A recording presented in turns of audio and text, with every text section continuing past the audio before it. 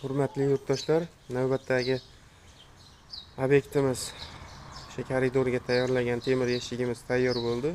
Ko'rib bitta baho berasizlar. Eshigimiz tayyorlashda materiallari, bozlari 10/5 profildan bo'lgan. Ichkarisiga oynani ushlab turish uchun ikkilik profil qo'yilgan.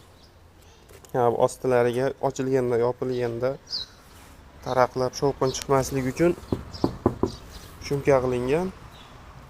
Materiallarimiz hammasi qalinligi 1.7 stenada bo'lgan. Ostiga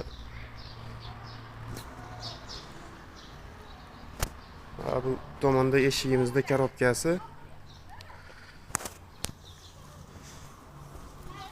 Bu zazorlarini yopib turish uchun, ro'paradan qaraganda zazorni yopish uchun profil aylantirilgan. Общий.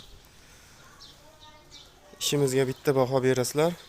Like bosish, obuna bo'lish esdan chiqmasin.